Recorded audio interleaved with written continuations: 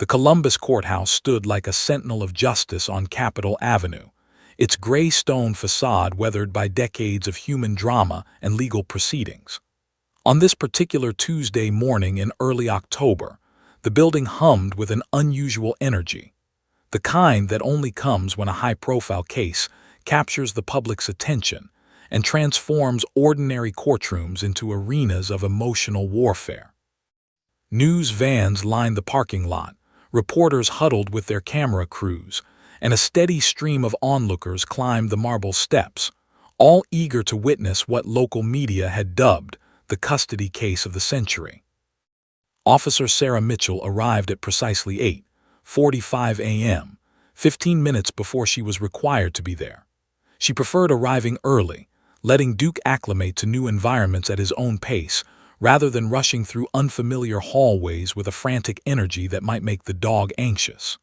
Duke, her 4-year partner, a purebred German shepherd with a coat the color of burnished mahogany and intelligent amber eyes that seemed to hold ancient wisdom, walked alongside her with perfect discipline. His leash was held loosely in her hand. He didn't need it to behave, but protocol required it in public spaces. Every step Duke took was measured, deliberate, the product of thousands of hours of training and the unshakable bond between officer and canine. Sarah had been a K-9 handler for nearly a decade, but she had never been summoned as a witness in a custody case before. The whole situation felt surreal and deeply uncomfortable. She wasn't a family law expert.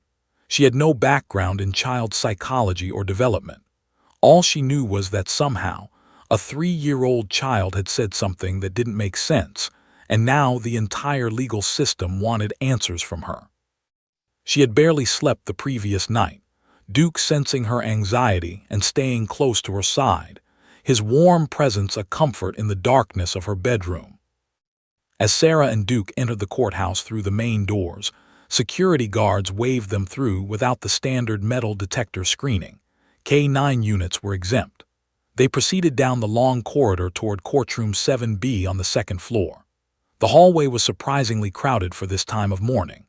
Lawyers in expensive suits hurried past, paralegal assistants clutching thick folders of documents, and courthouse staff moved with practiced efficiency. Sarah felt dozens of eyes turn toward Duke as they walked. People always noticed the dogs. Children pointed. Adults unconsciously moved closer to get a better look. Duke seemed entirely indifferent to the attention, his eyes fixed ahead, his mind focused on his handler and the task at hand. When they reached the courtroom doors, Sarah took a moment to compose herself. She could hear voices from inside, heated discussion, lawyers conferring with clients, the general cacophony of a high-tension legal proceeding about to commence. She took a deep breath, knelt down, and placed her hand on Duke's head. "Easy, boy," she whispered. "We're just here to tell the truth. That's all we ever do." Duke leaned into her touch, and his tail wagged once, slowly, deliberately. It was a small gesture, but it calmed her racing heart. The courtroom itself was exactly what Sarah expected: wood paneling, high ceilings, rows of spectator seating that were already nearly full. An artist from the local news was sketching in the corner. Apparently, cameras weren't allowed in family court, but sketch artists still documented the proceedings. Sarah noticed several psychologists and child development experts scattered throughout the gallery, all here to observe and possibly testify. This was clearly a case that had drawn significant academic interest. Little Emma Richardson sat on a wooden bench toward the front of the courtroom, positioned between her grandmother and a court-appointed child advocate. Sarah noticed the little girl immediately. It was hard not to. Emma wore a pink dress with white flowers embroidered across the bodice, and white Mary Jane shoes that had been polished to a shine. Her blonde, curly hair was pulled back with a white ribbon, and she clutched a stuffed rabbit to her small chest like it was a life preserver in a sea of chaos. Even from a distance, Sarah could see the tension in the child's tiny body. Emma's legs swung nervously, not quite reaching the floor, her eyes darting around the courtroom with the uncertain awareness of a small creature in an environment far too large and complicated for her to comprehend. On one side of the room sat Robert Richardson, Emma's father. He was a tall man in his early 40s, with dark hair graying at the temples and the weathered face of someone who worked with his hands. A contractor, according to the brief information Sarah had been given. He wore an ill-fitting suit that suggested he wasn't comfortable in formal clothing. Next to him sat his legal team, a primary attorney named David Chen and two associates, all radiating the aggressive confidence of lawyers convinced of their client's righteousness. On the opposite side of the courtroom sat Michelle Richardson, Emma's mother. She was younger than her husband, perhaps mid-30s, with auburn hair and the drawn expression of someone running on minimal sleep and maximum stress. Her lawyers, a primary attorney named Susan Blackwell and her associates, looked equally formidable. Both legal teams had clearly prepared extensively. Stacks of documents, psychological evaluations, financial records, and character testimonies lay before them, ammunition in their battle for custody of one small child. The tension in the courtroom was palpable, almost suffocating. Sarah could feel it pressing against her skin like a physical force. This wasn't going to be a simple case about dividing assets or determining a reasonable visitation schedule. This was about a child caught between two parents who no longer loved each other, perhaps had never truly understood each other, and now were engaged in a bitter war that would inevitably scar the daughter they both claimed to adore. Sarah had seen this dynamic before in her work as a police officer. Families torn apart, children used as pawns, both parents convinced they were fighting for noble reasons, when really they were just fighting their own pain. Judge Harold Patterson entered through a side door, and everyone stood immediately. The judge was a man in his 60s with white hair, steel-gray eyes, and the bearing of someone who had seen every possible variation of human conflict across his decades on the bench. He moved with unhurried authority to his elevated position and surveyed the courtroom with a steady gaze that seemed to take in everything and judge it all simultaneously. "This court is now in session," the bailiff announced, and Judge Patterson called the proceedings to order. His gavel descended with a sound like thunder, and little Emma flinched at the noise, pressing herself closer to her grandmother. The grandmother wrapped a protective arm around the child's thin shoulders. Sarah took her position near the witness stand, and Duke settled into his practice sit position beside her, his body alert but calm, his training evident in every muscle fiber.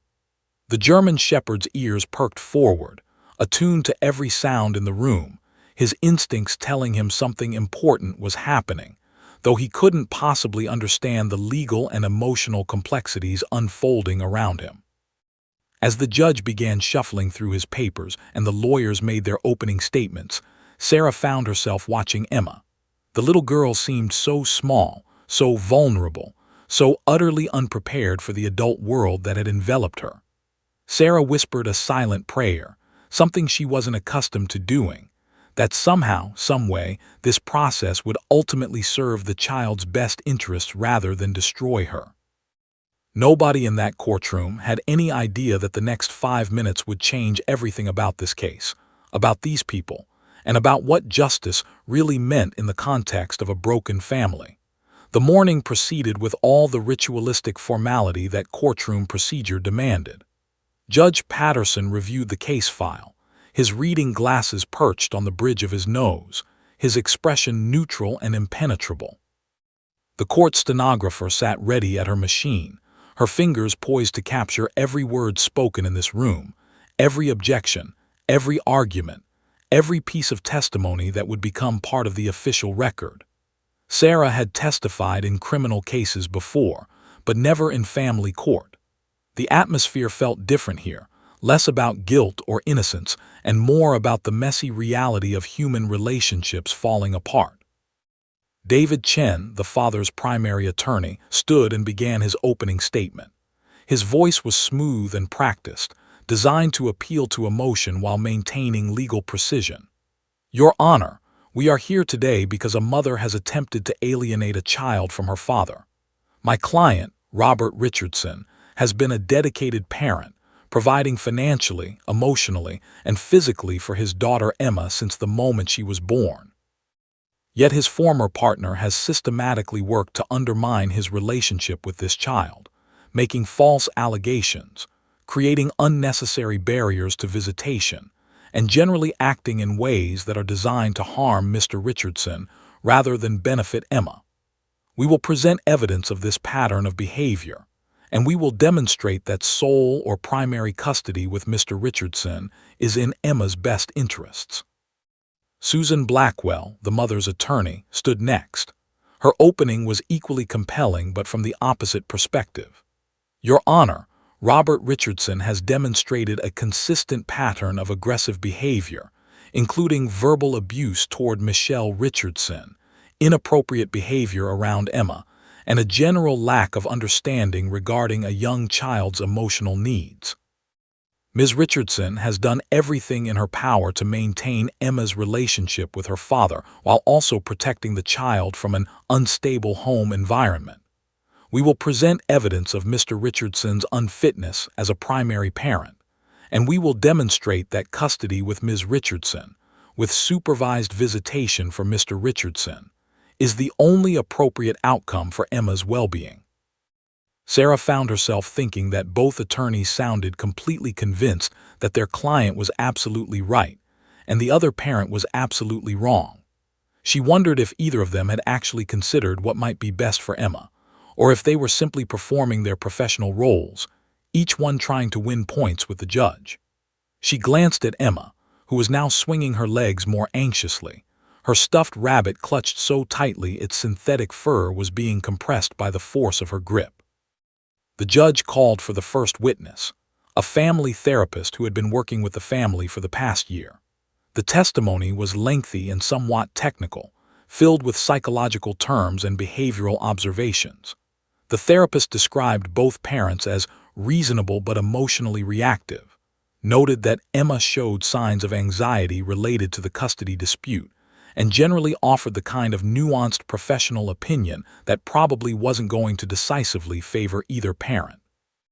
30 minutes of cross-examination followed. The father's lawyer questioned whether the therapist had bias toward the mother.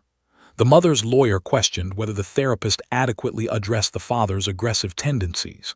By the end of the testimony, Sarah had the distinct feeling that nobody had really advanced their case significantly. This was how legal battles were fought, slowly, methodically, with incremental gains rather than dramatic breakthroughs. The judge called for a 15-minute recess. Everyone stood, stretched, and engaged in quiet conversations. Sarah took Duke out to a designated area where he could relieve himself before returning to the courtroom. She bought herself a terrible cup of coffee from the courthouse vending machine and sat on a bench in the hallway, watching Duke rest his head on her lap. She realized she had been tense for 3 hours straight. When they returned to the courtroom, Sarah noticed that Emma was more restless than before. The child had been sitting still for too long, confined by adult rules and adult expectations. Emma's grandmother was trying to keep her occupied by drawing pictures on a legal pad with a pencil, but Emma's attention was fragmentary and wandering. The little girl kept looking around the courtroom, examining the wood paneling, studying the judge's elevated position, watching the adults move and speak. Judge Patterson called another witness, a psychologist hired by the father's legal team who testified about the importance of paternal bonding and suggested that the mother's attempts to limit the father's access were psychologically damaging to the child. Then the mother's team presented their own psychologist, who testified about the importance of maternal bonding and suggested that exposure to the father's aggressive behavior was equally damaging. Sarah found the whole thing rather circular and unconvincing. It was nearly 11 a.m. when things began to shift. Emma had been sitting still for almost 4 hours now, a genuinely impressive feat for a 3-year-old, but her limits were clearly being reached. She squirmed more noticeably, her movements becoming more agitated. Her grandmother placed a gentle hand on her knee, trying to settle her, but Emma was beyond settling. She began to stand and sit repeatedly, unable to find a comfortable position, unable to understand why she had to remain confined in this hard wooden bench in this loud, boring, overwhelming room. And then something shifted in Emma's awareness. Her eyes, which had been wandering aimlessly around the room, suddenly fixed on something specific. Sarah, watching the child from her position near the witness stand, noticed the change immediately. Emma's entire body became alert. Her restlessness transformed into focused intensity. She stopped moving and became absolutely still, her small body rigid with concentration, her eyes locked onto something that had captured her complete and undivided attention. Sarah followed the child's gaze and realized Emma was staring directly at her and Duke. At first, Sarah thought perhaps Emma simply found the dog interesting. Many children did. Dogs were more engaging than the boring legal proceedings. But what happened next went far beyond simple curiosity. Emma stood up completely on the wooden bench, her grandmother reaching out in alarm, though not pulling her back down. The little girl's arm rose slowly, deliberately, her tiny finger pointing directly at Duke with absolute certainty. And then Emma spoke. Her voice was small but crystal clear, cutting through the courtroom silence like a bell being struck in an empty cathedral. 2 words. That was all. Just 2 words. But those 2 words stopped time itself. My friend. The courtroom froze. Every lawyer paused mid-thought. Every court officer stopped moving. Every observer in the gallery turned to look at Emma, then at Officer Mitchell and Duke, then back at Emma, trying to understand what they had just witnessed. Judge Patterson's hand, which had been adjusting his glasses, paused in midair. The court stenographer's fingers remained motionless above her machine for several seconds before she resumed typing, documenting the moment when everything changed. Officer Sarah Mitchell felt her jaw drop. She had absolutely no record of ever meeting this child. She had never seen Emma Richardson before in her life. There was nothing in her patrol logs, nothing in the department's records, nothing in any official documentation that suggested she and Duke had ever interacted with this little girl. And yet, Emma was pointing at her dog with the absolute certainty of someone recognizing an old and beloved friend. Emma's grandmother's hand flew to her mouth in shock. Emma's father stood up halfway, then sat back down, confusion written across his face. Emma's mother's eyes widened, and she leaned forward as if getting closer might help her understand what had just happened. Both legal teams erupted into urgent whispered conferences. But the most striking moment came when Duke responded to Emma's declaration. The German Shepherd, trained for years to remain calm and composed in any situation, lifted his head and looked directly at the little girl. His tail, which had been resting quietly beside him, began to wag, slowly at first, then with more enthusiasm. Duke, as if remembering something profound, as if recognizing a soul he had known before, responded to Emma's recognition with his own acknowledgement of connection. Judge Patterson's gavel rose slowly, then paused. The judge stared at Emma, then at Duke, then at Officer Mitchell, his expression shifting from judicial authority to something more human, genuine confusion, and perhaps the first stirrings of wonder. What, the judge said slowly, his voice cutting through the shocked silence, is going on here? Nobody had an answer, but everyone in that courtroom understood that something extraordinary had just occurred, something that transcended the legal arguments and psychological testimony and professional opinions that had filled the morning.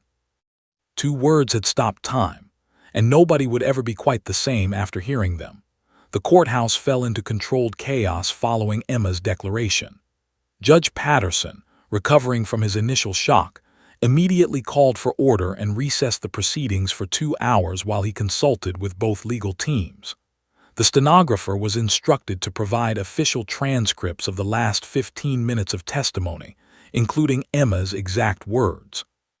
Court officers began quietly discussing what they had witnessed, their professional composure struggling against the human impulse to react to something genuinely extraordinary.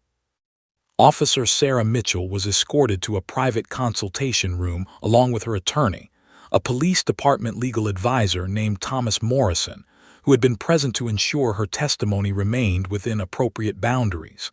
Thomas looked as bewildered as Sarah felt. "I have absolutely no idea what just happened," he said, closing the door behind them. "Do you have any explanation for why that child would recognize your dog?" Sarah shook her head slowly, her mind racing through the past 4 years of her career as a K-9 handler. "I've never met that child. I've never met anyone in the Richardson family. There's nothing in my patrol logs, nothing in my records, nothing that would suggest we've ever crossed paths." She felt a knot of anxiety tightening in her stomach. "I'm worried this is going to somehow reflect badly on me. Like maybe the defense team is going to suggest I coached the child or something." Thomas placed a reassuring hand on her shoulder. "Right now, there's no evidence of that. The judge seemed as surprised as you were. Just stay calm, stick to the facts, and don't speculate about things you don't know. The truth will come out." But Sarah found it difficult to remain calm. She spent the 2-hour recess in a state of agitated confusion, reviewing every interaction she could remember from the past year, searching her memory for any possible connection to the Richardson family. Duke seemed to sense her anxiety and remained close to her side, resting his head on her lap, his brown eyes watching her face with concern. Meanwhile, the court ordered an immediate official investigation. A court investigator named Detective Marcus Webb was tasked with examining every possible connection between Officer Mitchell and the Richardson family. He pulled patrol records, traffic stop documentation, complaint files, and 911 call logs. He searched for any mention of the Richardson address in any police database. He contacted the police department's community relations office to determine if Sarah had participated in any community events that the Richardson family might have attended.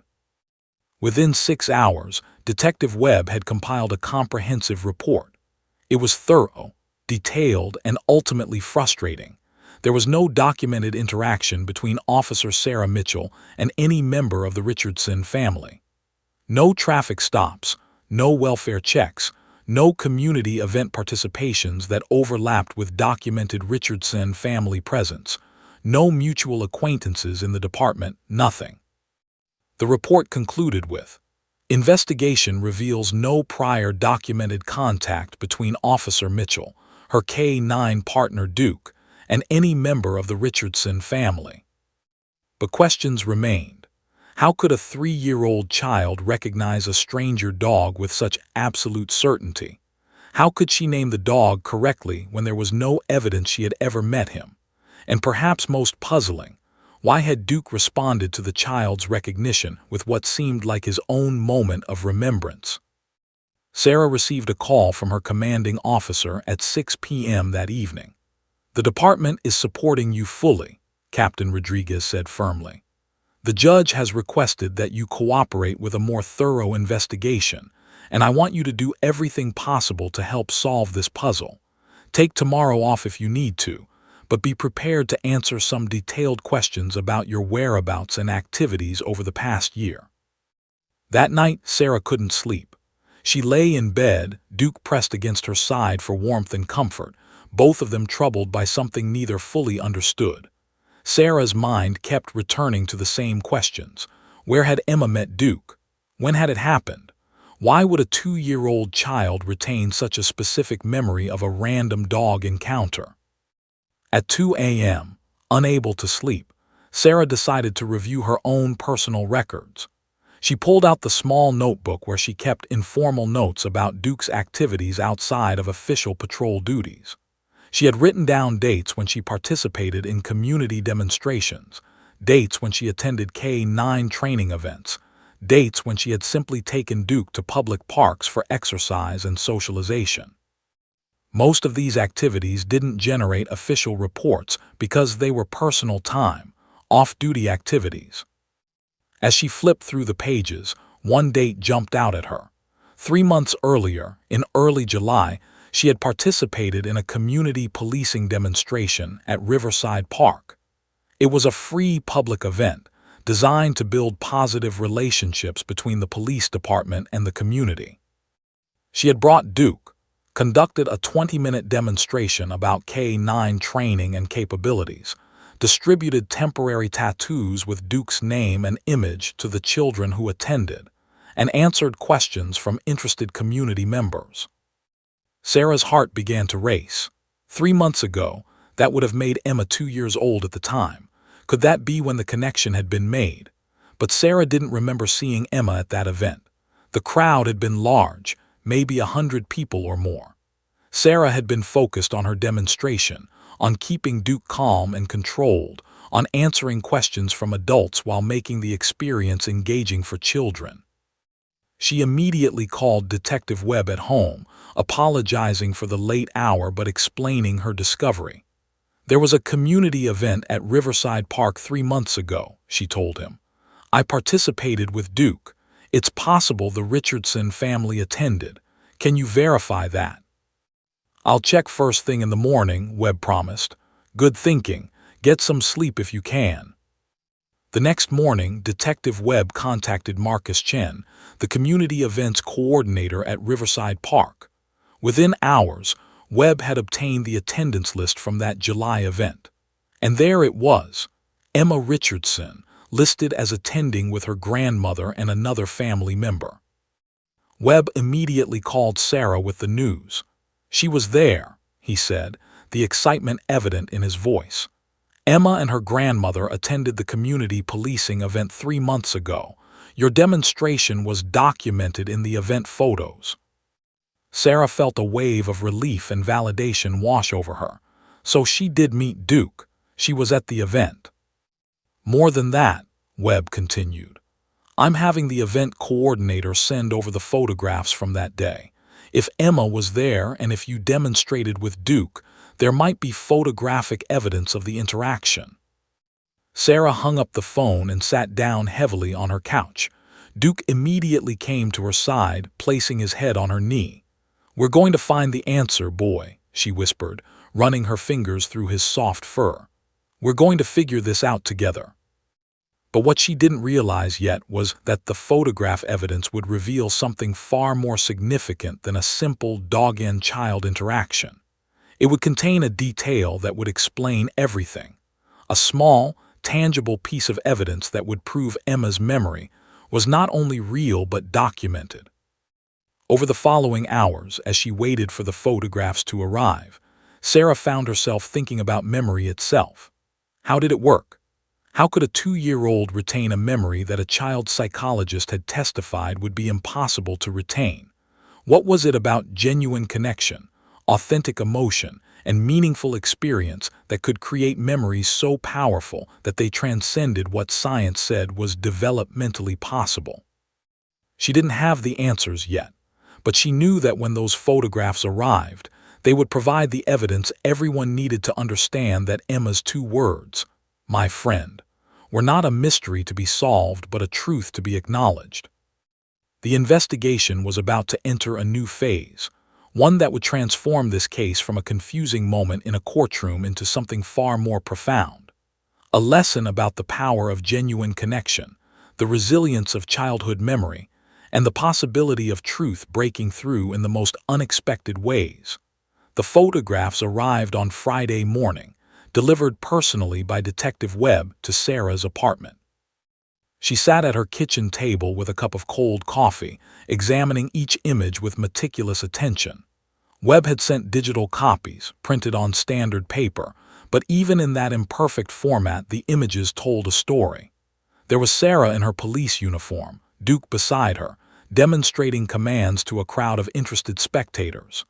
There were children petting Duke, their faces bright with wonder and joy. There were parents taking photographs, officers answering questions, the entire scene capturing a moment of positive community engagement. And then Sarah found it. In one photograph, partially visible in the background, was a small blonde child in a pink dress. Emma. Her tiny hand was extended toward Duke's face, and Duke's tongue was out, clearly allowing the child to interact with him. And on Emma's small arm, visible even in the slightly blurry photograph, was the temporary tattoo, the police K9 Duke design that Sarah distributed to every child at these demonstrations. Sarah felt tears prick her eyes. The evidence was there. The connection was real. Emma had met Duke. Emma had received the tattoo. Emma had made an impression on the dog, and the dog had made an impression on her. This wasn't imagination or coaching or false memory. This was documented proof that the extraordinary moment in the courtroom had a completely logical, completely real explanation. She immediately emailed the photographs to Detective Webb, to her attorney Thomas Morrison, and to the court. Finally, she thought, the mystery would be solved. Finally, everyone would understand that Emma's recognition of Duke was genuine, authentic, and completely explainable. She was not prepared for what happened next. The defense attorney representing Emma's father, David Chen, received the photographs and immediately began strategizing how to minimize their impact. Yes, the photographs proved that Emma had met Duke at a community event, but that didn't necessarily prove anything else. In fact, Chen began to argue. It raised new questions. How could the court trust Officer Mitchell's account of events if she couldn't even remember meeting this child at a public event? Wasn't it suspicious that Sarah had to be prompted to remember the interaction? Wasn't it possible that Sarah's memory was equally unreliable, and that she might have coached or manipulated Emma in some way? Chen contacted a prominent child psychologist named Dr. Patricia Holmes, who had testified in numerous high-profile custody cases. He sent her the photographs and asked for her professional opinion on Emma's memory and the significance of the courtroom recognition. Dr. Holmes reviewed the materials and prepared a detailed written statement. In her professional opinion, she wrote, "The fact that a 3-year-old could recognize a dog she had met months earlier was not actually that remarkable. Young children frequently encounter animals, receive temporary tattoos at events, and interact with strangers. The fact that Emma retained a memory of one specific interaction was unremarkable and didn't indicate anything special about the reliability of her other memories or perceptions. More concerning, Dr. Holmes argued, was the possibility that Emma's memory had been shaped or influenced by adults in her life. Perhaps her grandmother had mentioned Officer Mitchell, or perhaps some other adult had reminded Emma of the dog, thereby suggesting the memory to her. Children Emma's age were highly susceptible to such suggestion. Furthermore, Dr. Holmes continued, 3-year-olds were notoriously poor judges of people and situations. Their memories were unreliable, their observations could be distorted, and their statements could not be trusted as evidence of anything significant.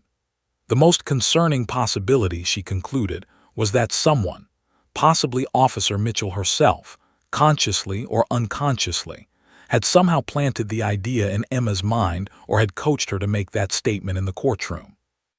When Sarah learned of Dr. Holmes's statement, she felt as though the ground had shifted beneath her feet. She had provided evidence that she thought would clear up the mystery, and instead it was being used against her, reinterpreted in the most negative possible light. The mother's attorney, Susan Blackwell, took a different approach. She requested an independent evaluation of Emma by a different child psychologist, someone who could assess Emma's overall emotional state, her reliability as a witness, and her capacity to accurately perceive and remember events. Susan was concerned that the defense's dismissal of Emma's statement was motivated by legal strategy rather than concern for the child's well-being. The court ordered the independent evaluation. Emma was scheduled to meet with Dr. Michael Torres, a highly respected child psychologist, for a comprehensive assessment that would take place over 3 separate sessions. Meanwhile, the courtroom proceedings resumed, but the atmosphere had shifted fundamentally. The two attorneys began building their arguments around the question of Emma's reliability. The father's legal team called Dr. Holmes as an expert witness. She testified, with impressive confidence and extensive credentials, that young children's memories were fundamentally unreliable, that children could easily be led to believe things that had never happened, and that a child Emma's age could not be considered a credible witness to anything. Children her age, Dr. Holmes explained from the witness stand, her voice carrying absolute authority, are highly susceptible to suggestion. If an adult asks them leading questions or hints at desired answers, children will often incorporate those hints into their own memories, creating false memories that feel completely real to them. It's not intentional dishonesty. It's a neurological reality of how young brains process information. A 3-year-old cannot distinguish between what actually happened and what was suggested to them by adults they trust. Sarah sat in the courtroom, listening to this testimony with growing horror. Dr. Holmes was making it sound like Emma was unreliable, like her statement in the courtroom meant nothing, like her simple declaration of friendship with Duke was just another example of a young child's confused and easily manipulated mind. And worse, the implication was clear. If Emma could be manipulated about Duke, couldn't she be manipulated about other things? Couldn't she be coached to say she didn't like her father, or that he had hurt her, or any other statement that would benefit her mother in the custody dispute? The mother's attorney cross-examined Dr. Holmes fiercely, pointing out that not all 3-year-olds are equally suggestible, that some children have stronger memories than others, that the simple fact of Emma's recognition suggested a genuine, meaningful experience rather than a planted false memory. But by the end of the testimony, the courtroom atmosphere had shifted in a concerning direction. Emma, sensing the tension and the increasingly hostile atmosphere, began to withdraw. She became quieter, more withdrawn, more anxious. When Sarah attempted to approach her gently after one court session, hopping to reassure the child, Emma clung desperately to her grandmother and began to cry. "I don't like loud voices," Emma whispered, her small voice breaking with emotion. "Why are people being mean?" Sarah felt her heart shatter. This little girl, who had simply been trying to recognize a friend, was now caught in the middle of a legal battle where her own statement was being used as a weapon. Instead of validating Emma's memory and her genuine moment of connection with Duke, the legal system was turning it into a point of contention, questioning her reliability, suggesting that adults had manipulated her, implying that she couldn't be trusted. Sarah returned home that evening and sat on her couch in darkness, Duke's head resting on her lap. She had thought providing the photographs would solve everything. Instead, it had made things worse. The case had become more complicated, more contentious, and most troublingly, it was clearly harming the one person who mattered most, little Emma Richardson. Sarah found herself wondering if she had made a mistake. By coming forward, by allowing the investigation, by providing the photographs, had she inadvertently made Emma's situation worse? The legal teams were now focused on attacking Emma's credibility, on suggesting she had been coached or manipulated, on turning her genuine moment of connection into a point of legal strategy. It was past midnight when Sarah finally admitted to herself the deepest, most troubling thought. What if her presence in this courtroom, what if her attempt to help, was actually harming the very child she was trying to support? What if the best thing she could do was withdraw, disappear, let the legal process continue without her involvement? But even as she thought it, she knew she couldn't do that. Because somewhere in all this legal chaos, there was a truth that needed to be told. The truth of a little girl's genuine memory. The truth of authentic connection between a child and a dog. The truth that sometimes the simplest and most honest moments are the ones that matter most.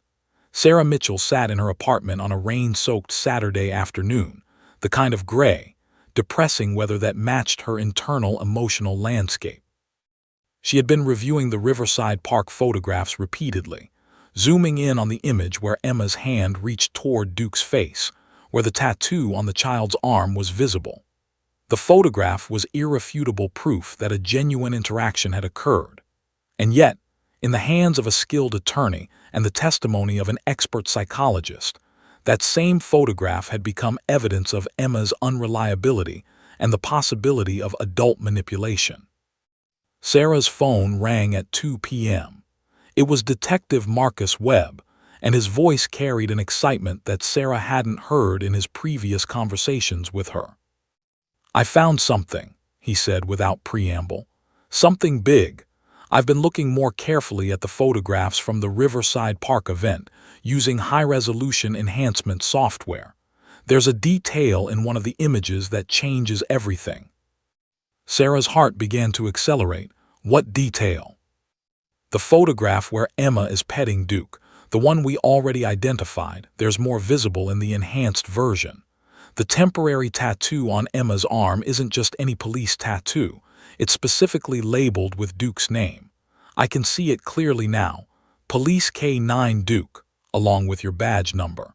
You give those out at demonstrations, correct?" "Yes," Sarah confirmed, her mind racing. "I give them to every child. It's part of the community engagement program. The tattoos have my K9 unit number on them." "That's crucial," Webb said, "because those tattoos don't just prove Emma met Duke. They prove that you specifically interacted with her. They're personalized with your unit number. And here's what really matters. A child who was given a tattoo with a dog's name on it, a child who specifically wore that tattoo on her arm, is not going to forget that dog. That's not a random, forgettable interaction. That's a memorable experience for a young child." Sarah felt something shift inside her. Webb was right. The tattoo wasn't just a detail. It was evidence of a deliberate, intentional interaction. It was proof that Emma had been special enough to receive something commemorative, something she had chosen to wear on her body. For a 2-year-old, that kind of personal keepsake could absolutely create a lasting memory. "There's more," Webb continued. "I contacted Marcus Chen, the park coordinator, and asked him about the tattoo distribution. Apparently, not every child at the event received one. You gave them out selectively, to children who were particularly interested, who spent time with Duke, who really engaged with the experience. The fact that Emma received one means she specifically captured your attention, which means you definitely interacted with her directly, not just in the background." Sarah felt tears beginning to form. This wasn't just vindication. This was something deeper. It was evidence that her interaction with Emma had been meaningful, that she had noticed the child, that Emma had made an impression on her that was significant enough to warrant giving the child a special keepsake. "We need to get this information in front of the judge," Sarah said urgently. "We need to tell him that the tattoo proves." "Already on it," Webb interrupted. "I'm preparing a supplemental report that will go to the court and to both legal teams. The enhanced photograph evidence, combined with the fact that you selectively distributed these tattoos, creates a completely different narrative than what Dr. Holmes was suggesting. This isn't a case of a child being manipulated or coached. This is a case of a child who experienced something meaningful, who was given a physical reminder of that experience in the form of the tattoo, and who retained a genuine memory of a positive interaction with a police officer and her dog." After hanging up with Webb, Sarah sat in silence, Duke's presence beside her feeling less like a burden and more like a comfort. She had wanted so desperately to help clarify the situation, and now it seemed that the truth, the real documented truth, was finally going to emerge. But Sarah's optimism was premature. When the supplemental report was presented to the court on Monday morning, the defense attorney David Chen didn't retreat. Instead, he attacked on a different front. He called Dr. Holmes back to the stand and asked her about the significance of children receiving commemorative objects.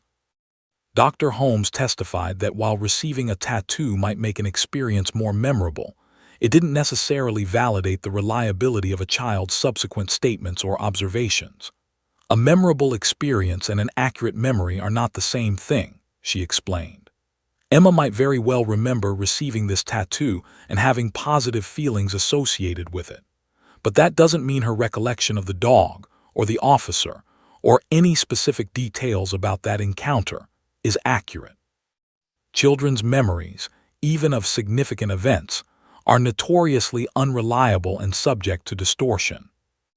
The mother's attorney Susan Blackwell attempted to counter this argument by calling Dr. Michael Torres, the independent psychologist who had been conducting the evaluation of Emma. Dr. Torres presented a different perspective based on his clinical observations of Emma over 3 sessions. In my assessment, Dr. Torres testified, Emma demonstrates above-average emotional clarity and memory retention for her age. She is not particularly suggestible. She is cautious about making statements she's uncertain about. Most importantly, when asked about Officer Mitchell and Duke, Emma's recollection is consistent, detailed, and emotionally genuine. She doesn't hesitate, doesn't appear to be reciting coached information, and demonstrates authentic emotional attachment to the memory. This is not the pattern of a child who has been manipulated or coached. But the real turning point came from an unexpected source. Sarah received a call on Tuesday evening from a journalist named Rebecca Martinez who worked for the Columbus Dispatch. "I've been following this case," Rebecca explained, "and I've been looking into the expert witnesses. I think I've found something important." "What is it?" Sarah asked cautiously. "Dr. Patricia Holmes," Rebecca said, "has a track record. I've reviewed her testimony in 15 different custody cases over the past 5 years.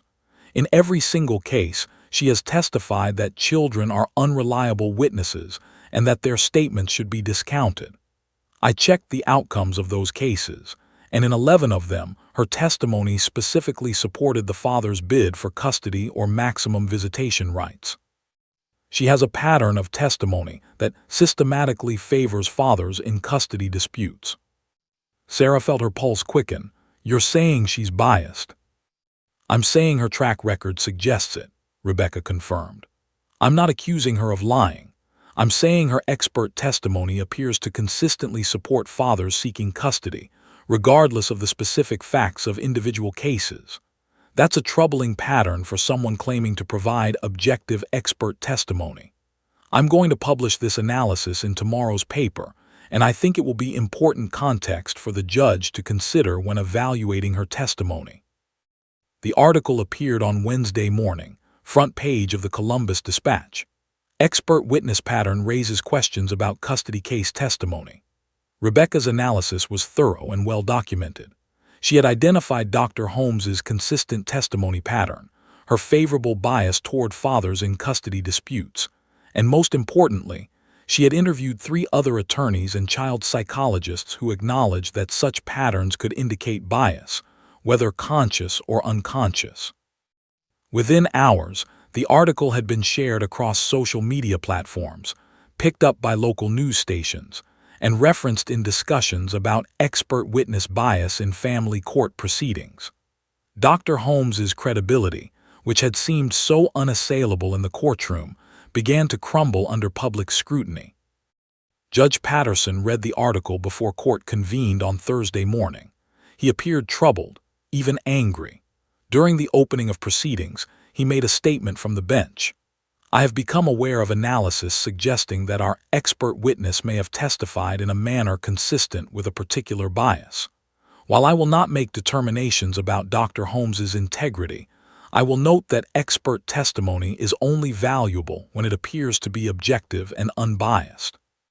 The court will be weighing the testimony of Dr. Holmes against the testimony of Dr. Torres, with this context in mind." The implicit message was clear. Dr. Holmes's credibility had been damaged. That afternoon, as Sarah left the courthouse, Detective Webb intercepted her in the hallway with news that made her heart sing. The independent evaluation of Emma by Dr. Torres had concluded that the child was emotionally stable, genuinely attached to her parents despite their conflict, and showed no signs of being coached or manipulated. More importantly, Dr. Torres had concluded that Emma's memory of Duke and Officer Mitchell appeared to be authentic and reliable. "It's turning around," Webb said simply. "The truth is starting to emerge." Sarah nodded, but she remained cautious. She had learned not to celebrate prematurely, and yet something fundamental had shifted. The narrative was no longer about Emma's unreliability or the possibility of coaching. The narrative was becoming about a genuine moment of connection between a child and a police dog, a moment that transcended the legal battle surrounding it, a moment that suggested something more important than who won custody. The turning point had arrived. The light was beginning to break through the darkness. The courtroom on Friday morning carried a different energy than it had possessed during the previous week. The mood had shifted subtly but perceptibly. Journalists filled the gallery seats, their notebooks and recording devices visible symbols of public interest. The local news had covered the story about Dr. Holmes's testimony bias, and the case had transformed from a routine, if contentious, custody hearing into something larger, a case about truth, reliability, and what really mattered in determining a child's best interests. Judge Patterson entered with a purposeful stride that suggested he had spent his evening reviewing the case file with renewed attention. He settled into his elevated position and called the proceedings to order. The first matter on the agenda was addressing the new evidence regarding the personalized tattoos. David Chen, the father's attorney, attempted to minimize the significance, arguing that a commemorative object distributed at a public event didn't necessarily validate the reliability of anything a child said subsequently. But Judge Patterson interrupted him. "Counsel, I've reviewed the enhanced photographs personally. The tattoo bearing Officer Mitchell's unit number represents a documented specific interaction between the officer and the child. This is not speculation. This is not memory. This is physical evidence of contact. Furthermore, the pattern of testimony from our expert witnesses has come into question. I am inclined to give significant weight to Dr. Torr's independent evaluation, which concluded that Emma demonstrates above-average reliability for her age and shows no signs of manipulation or coaching. The court will proceed with that understanding." The judge then made an announcement that caused visible surprise to ripple through the courtroom. "I am calling Emma Richardson back to testify. However, this time, the atmosphere and context will be different. This testimony will not be adversarial. Officer Mitchell and her K-9 partner will be present, and the child will be allowed to interact with the dog if she chooses. I want to observe this interaction directly, without legal posturing, and I want to see what naturally emerges." Emma was brought into the courtroom by her grandmother at 10:30 a.m. The little girl immediately sensed the change in atmosphere. Instead of the hostile tension that had characterized previous sessions, she encountered something almost gentle. There were still many adults, still many eyes watching, but the threat level seemed diminished in her young mind. Officer Sarah Mitchell stood as Emma entered, Duke positioned calmly beside her. The dog's entire body seemed to relax when he saw the child, as if some part of his canine consciousness recognized the significance of this moment. Sarah had spent the previous evening talking to Duke, preparing him as best she could for what was about to happen. "This is important," she had told him, running her fingers through his fur. "This little girl needs you to be perfect today, and I think you know that." Emma's eyes found Duke immediately. She didn't look at the judge, didn't look at the attorneys, didn't look at her parents. She locked onto the dog with the absolute certainty of someone seeing an old friend. Her grandmother placed a gentle hand on her shoulder but didn't prevent her from moving forward. Judge Patterson spoke softly from the bench. "Emma, do you see Officer Mitchell and her dog, Duke?" Emma nodded, her mouth opening as if she wanted to speak, but was suddenly overcome by shyness or emotion, or the weight of adult attention. "Would you like to say hello to Duke?" the judge asked, his voice devoid of any courtroom formality, sounding instead like a kind grandfather addressing a grandchild. Emma's face transformed. A smile bloomed across her features, pure and radiant and completely unguarded. She took a tentative step forward, then another. Sarah, understanding the moment intuitively, released Duke's leash and gave a quiet command. "Go say hello." Duke walked forward to meet Emma, his movement unhurried and gentle. The dog had been trained for years to maintain perfect control, but in this moment, his training and his genuine affection seemed to merge into something transcendent. When Duke reached Emma, the dog lowered his head slightly, allowing the little girl to reach up and place her small hands on the dog's broad skull. "Duke," Emma said, her voice small but clear, filled with unmistakable joy and recognition. "My friend Duke." There was absolute silence in the courtroom. Nobody moved. Nobody spoke. Even the journalists, trained to capture every detail, seemed to recognize that they were witnessing something that transcended legal procedure and entered the realm of genuine human, or human and dog, connection. Emma began to pet Duke gently, her small hands moving across his head and neck with surprising tenderness. Duke remained completely still, allowing the child to touch him, his brown eyes fixed on her face with what could only be described as affection. It was a moment of pure, uncomplicated love between two creatures who had met before and were happy to see each other again. Sarah felt tears streaming down her face. She wasn't crying about the case or the legal outcome. She was crying because she was witnessing the most important truth, that Emma's memory was real, that her connection to Duke was genuine, and that beneath all the legal maneuvering and expert testimony and bitter custody disputes, there was something pure and beautiful and absolutely true. Judge Patterson observed in silence. His expression was difficult to read, but his eyes had softened perceptibly. He watched the interaction between child and dog for nearly 3 minutes without interrupting, without asking questions, simply allowing the moment to unfold naturally. Finally, he spoke. "That's enough for now, Emma. You've done a wonderful job. Officer Mitchell, would you please help Emma back to her grandmother?" Sarah gently guided Emma back, and as they moved apart, the little girl turned back repeatedly to look at Duke, her reluctance to leave her friend evident in every movement. Duke watched her go, his tail wagging slowly, as if he understood that this goodbye was temporary but necessary. Once Emma was seated with her grandmother, Judge Patterson addressed the courtroom. His words carried the weight of judicial authority, but they were tempered with something more personal, the perspective of a human being who had just witnessed something transformative. "I have now observed the interaction between this child and Officer Mitchell's K-9 partner," the judge said slowly. "I have reviewed the physical evidence in the form of enhanced photographs.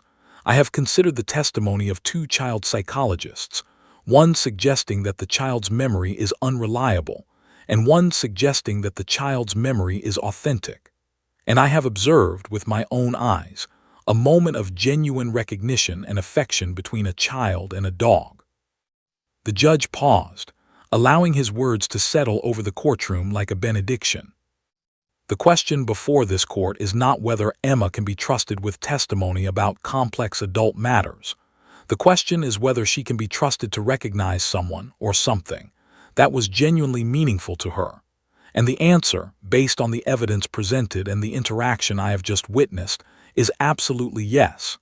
Emma's recognition of Duke is genuine. Emma's memory is real. And most importantly, Emma's capacity for authentic emotional connection and honest observation is clearly intact. The judge adjusted his glasses and continued.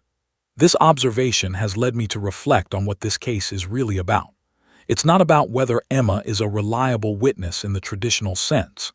It's about whether Emma is emotionally healthy, whether she is capable of forming genuine attachments, and whether she is being served by a legal process that pits her parents against each other in increasingly hostile ways. And on those questions, I believe the evidence has become clear." The judge looked directly at both Emma's parents. This court is prepared to discuss a different path forward, one that prioritizes this child's emotional well-being, one that acknowledges the genuine love both of you have for her, and one that recognizes that Emma's capacity for authentic connection, as demonstrated in her moment with Duke, is something to be nurtured rather than weaponized in a legal battle.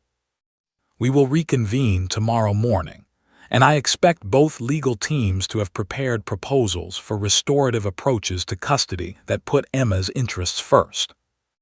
As the judge rose to exit the courtroom, there was a sense that something fundamental had shifted. The adversarial nature of the proceedings had been transformed.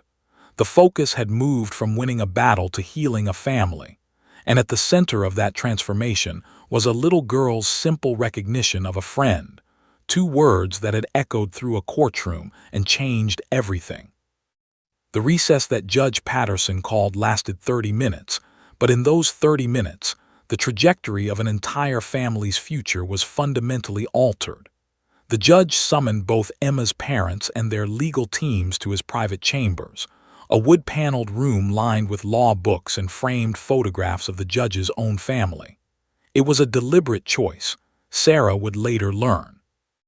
By inviting them into a space decorated with family photographs, by surrounding them with visual reminders of what family truly meant, Judge Patterson was sending a non-verbal but unmistakable message about what should matter in this proceeding. Robert Richardson entered the chambers looking defensive, his jaw clenched, his body language suggesting he was prepared for another round of legal combat. Michelle Richardson followed, her eyes red from crying, her hands trembling slightly. Their attorneys took positions slightly behind their respective clients, ready to offer legal counsel, but sensing that this conversation would transcend pure legal strategy. Judge Patterson stood by his desk, his expression stern but not unkind.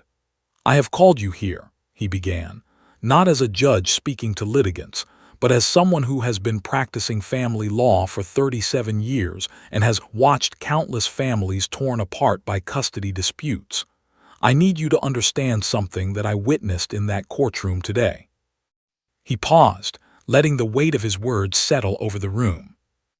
"I watched a 3-year-old child demonstrate more emotional clarity, more honesty, and more capacity for genuine connection than either of you has demonstrated during this entire proceeding." Emma looked at that dog and she recognized her friend. No hesitation, no confusion, no manipulation, just pure, authentic love and recognition. That moment taught me something important about what actually matters in determining what's best for a child. Robert Richardson started to speak, but the judge raised his hand.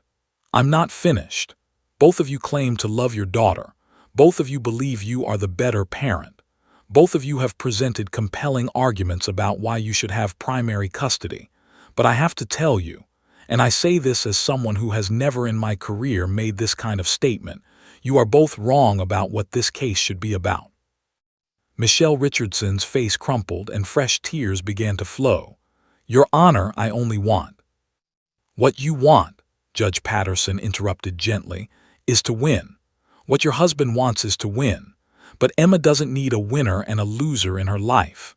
Emma needs two parents who love her, who respect each other, and who are willing to prioritize her emotional well-being over their own grievances."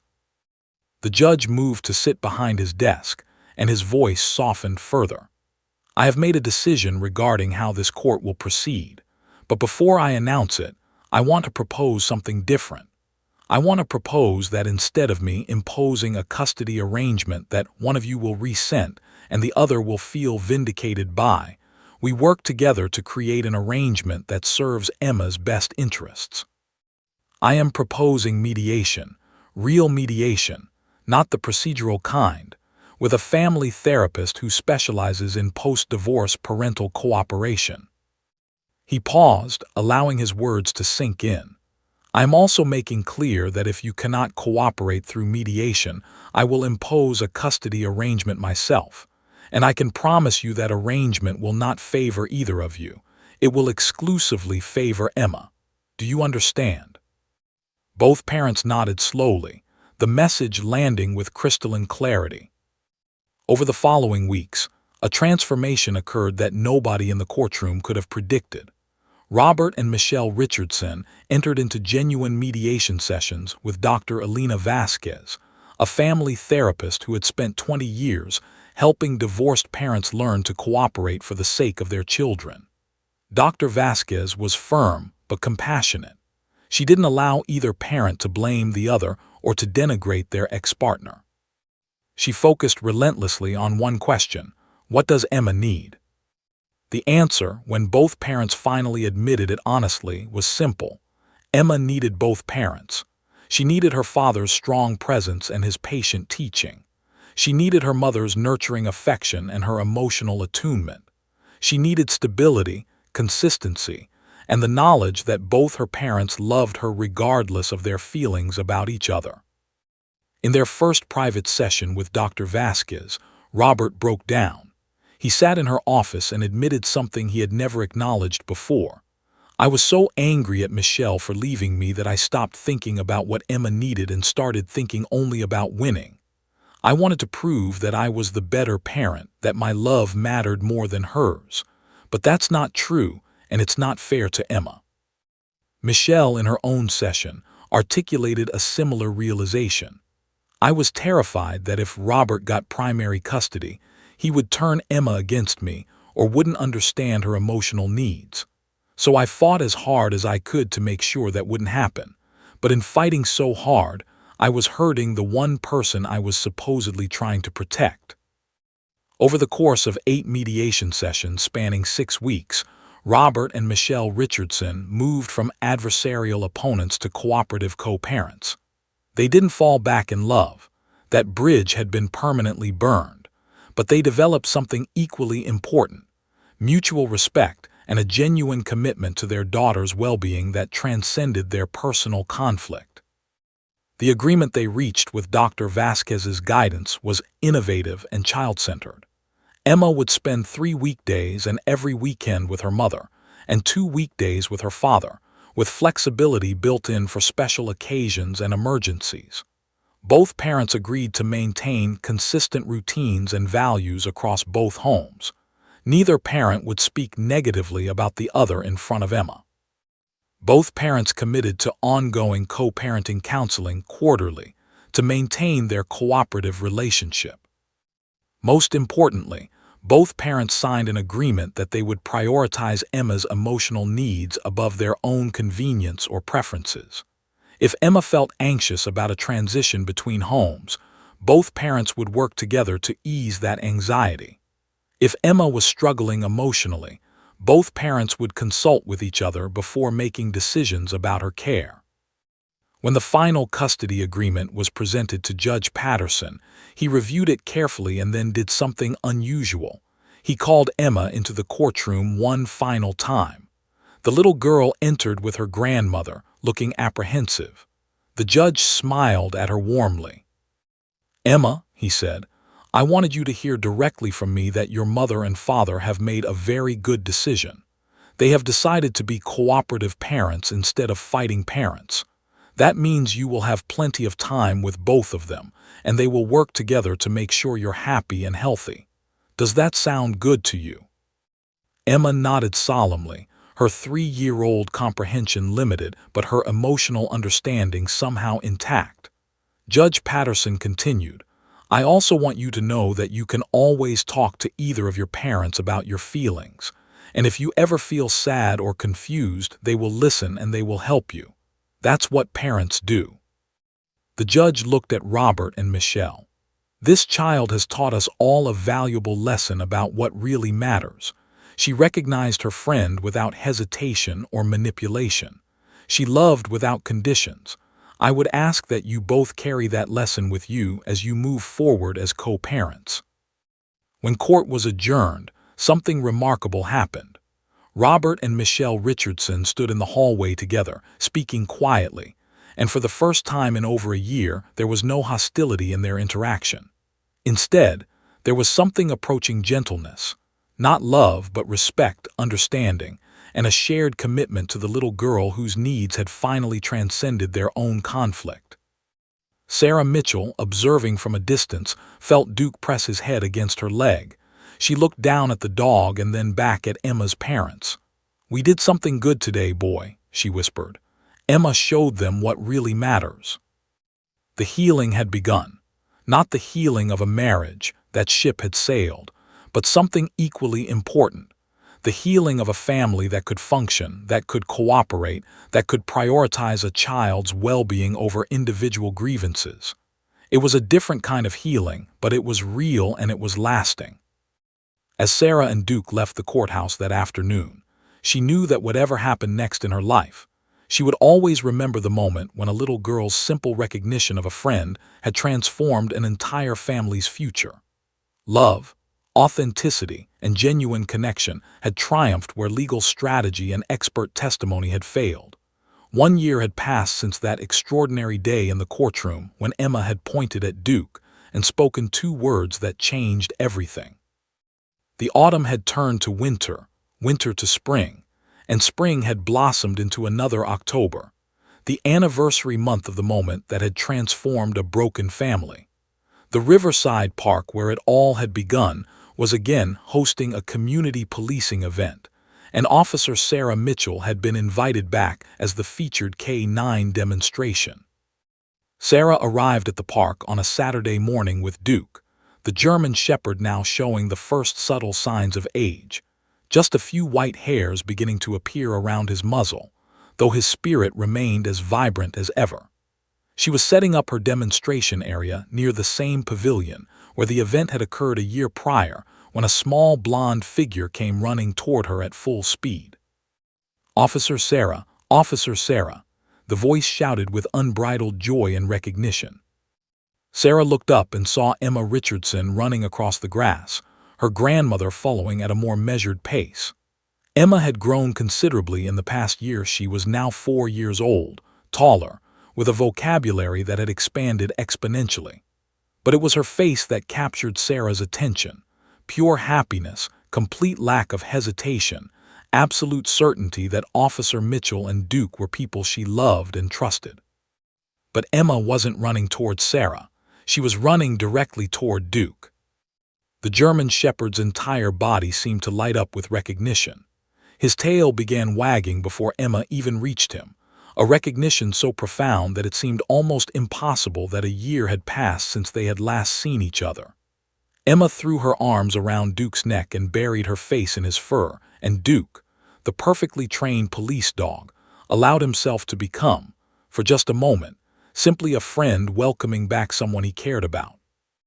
They rolled together on the grass, both seemingly oblivious to the fact that Emma's new white dress was getting grass stains and that Duke's carefully groomed coat was being thoroughly disheveled. But neither Sarah nor Emma's grandmother attempted to stop them. Some moments, they both understood, were more important than cleanliness or proper decorum. "My best friend Duke," Emma said, repeating the words she had apparently been practicing and perfecting over the past year. "My best friend in the whole world." Emma's parents arrived shortly after, having made arrangements to be present at the community event together, something that would have been unthinkable a year earlier. Robert and Michelle Richardson stood together at the edge of the grass where their daughter played with Duke, and though they were not touching, there was a visible ease between them that spoke to months of successful co-parenting and genuine cooperation. "Thank you," Michelle said to Sarah, approaching her while Emma remained occupied with Duke, "for everything, for being patient, for helping us understand what was really important." Robert joined them, and for the first time, Sarah saw genuine warmth in his expression when he looked at his ex-wife. "Emma talks about Duke every single day," he said. "It's the one thing that both Michelle and I remember her mentioning in both homes without any prompting. Duke is her bridge between us, in a way." Sarah found herself genuinely moved by this observation. She hadn't intended for Duke to serve that role, but she understood that sometimes the most important connections happened unintentionally, arising from authentic moments of genuine affection. The community policing demonstration that day was particularly well attended. Word had spread through local media about the custody case and its extraordinary resolution. Parents brought their children specifically hopping to see the dog that had become locally famous for healing a family, as one local news headline had described the outcome. Emma remained close to Duke throughout the demonstration, and Sarah found herself allowing the child to assist in various ways, having Emma hold Duke's leash as they walked through the crowd, allowing Emma to explain to other children how to properly pet a police dog, involving her in the command's demonstration. Duke seemed to understand that Emma held a special place in his life, and he responded with unusual gentleness and patience, even for a dog who was trained to be gentle. At one point during the demonstration, Sarah was explaining Duke's training to a group of parents when Emma tugged on her uniform sleeve. "Officer Sarah," the child said seriously, "Duke is the bestest police dog because he has the biggest heart." The crowd of parents laughed warmly, charmed by the child's assessment. But Sarah recognized the profound truth beneath Emma's simple words. Duke's excellence as a police dog wasn't just about his training or his capabilities. It was about his capacity for genuine connection, his ability to form meaningful bonds with people, his heart that could recognize and respond to love whenever it appeared. As the demonstration concluded and the crowd dispersed, Sarah took a moment to sit on a picnic bench with Emma, while Duke rested his head on the child's lap. Emma's grandmother stood nearby, speaking quietly with Emma's parents, all three of them watching the child and dog together with expressions of contentment. "You know what?" Emma said to Sarah, her 4-year-old wisdom somehow profound. "Duke remembered me. Even though it was a long time, he remembered me." "He did," Sarah confirmed, her throat tight with emotion. "Duke is very good at remembering the people he loves." "And you remembered me too," Emma continued, looking up at Sarah with those bright eyes. "And my mommy and my daddy learned to remember how to be nice to each other because of Duke. That's magic, isn't it?" Sarah didn't trust herself to speak for a moment. Finally, she managed to say, "Yes, sweetheart, I think that's exactly what it is. Magic." Later that evening, after the event had concluded and the park had emptied, Sarah sat at her apartment with Duke resting beside her. She pulled out a framed photograph that Emma's grandmother had given her months earlier, the park picture from 1 year ago, the image that had proven everything. Emma's small hand reaching toward Duke's face, the tattoo visible on her arm, the moment of genuine connection frozen in time. Sarah had brought that photograph to the police station and hung it prominently in the training room where new K-9 handlers learned about community policing and the human-animal bond. She used Emma's story in every training session she conducted, telling the narrative of how a little girl and a police dog had taught an entire family and an entire legal system about what truly mattered. The story had evolved into something larger than Sarah had ever anticipated. She had received calls from family law organizations asking if she would speak about the case at conferences. She had been interviewed by a journalist writing a book about transformative moments in custody disputes. Emma's parents had become advocates for mediation-based approaches to family law disputes, sharing their own journey of transformation in interviews and presentations. But what mattered most to Sarah was the simple reality she witnessed at the park that day. A child and a dog who had remembered each other, parents who had learned to cooperate respectfully despite their separation, and a community that had witnessed the power of authentic connection to transform conflict into healing. Sarah looked down at Duke, who gazed back at her with those intelligent amber eyes. "We did something important, didn't we, boy?" she whispered, running her fingers through his fur. "We showed people that love and honesty matter more than legal strategies and expert testimony." Duke's tail wagged in response, and Sarah found herself smiling through tears. She thought about Emma's words. "That's magic, isn't it?" Yes, Sarah thought. It was magic. The magic of a little girl's genuine recognition, the magic of a dog's faithful friendship, the magic of truth breaking through complexity, and the magic of a family learning that they could honor their daughter's needs even when they couldn't honor their marriage. As Sarah settled into bed that night, Duke positioned at the foot as he had been for 4 years, she felt a profound sense of peace. The case was closed. The publicity had faded. Life had returned to normal routine. But the impact would ripple forward forever, in the way Emma's parents co-parented with respect and kindness, in the way Emma spoke about her best friend Duke to every child she met, in the way Sarah approached every community interaction with the understanding that genuine connection could change people in ways that nothing else could. The story of a 3-year-old girl, a police dog, and 2 simple words had taught everyone involved a lesson about what really matters. Not winning, not being right, not having power over others, but simply being present, being honest, and being willing to recognize the friends and loved ones who make life worth living. In the end, that was the real magic.